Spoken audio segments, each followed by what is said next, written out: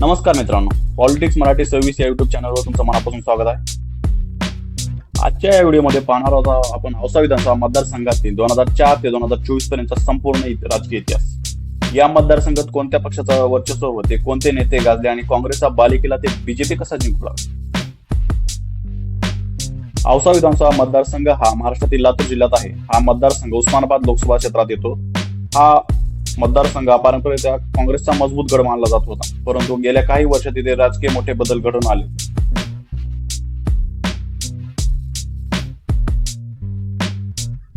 दोन 2004 सालची विधानसभा निवडणूक ही औसा मतदारसंघासाठी अत्यंत महत्वाची होती. यात शिवसेनेचे उमेदवार दिनकर माने हे विजयी झाले. त्यांनी काँग्रेसच्या उमेदवारांना पराभूत केले होते.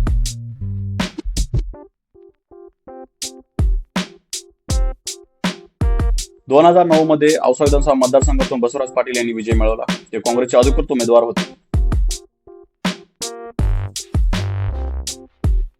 2014च्या निवडणुकीत संपूर्ण महाराष्ट्रात मोदी लाट दिसत असताना देखील औसा मतदारसंघाने काँग्रेसवर विश्वास ठेवला. बसवराज पाटील हे विजयी झाले. या निवडणुकीनंतरच पहिल्यांदा बीजेपी या मतदारसंघात मजबूत होऊ लागली.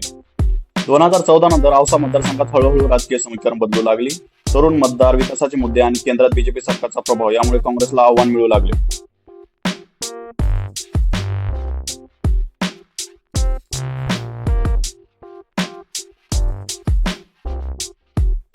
म्हणून 2019 ची निवडणूक औसा मतदारसंघासाठी टर्निंग पॉईंट ठरली. या निवडणूक अभिमन्यू पवार हे विजय झाले. काँग्रेसच्या उमेदवाराला पराभूत करून ऐतिहासिक विजय मिळवला.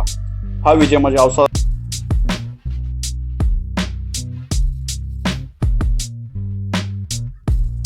2024 मध्ये अभिमन्यू पवार यांनी आपला दबदबा कायम ठेवला. या निवडणुकीत त्यांनी शिवसेना उद्धव बाळासाहेब ठाकरे या पक्षाचे उमेदवार दिनकर माने यांचा पराभव केला. औसा मतदारसंघ हा बीजेपीचा मजबूत गड बनत असल्याचा स्पष्ट झाला.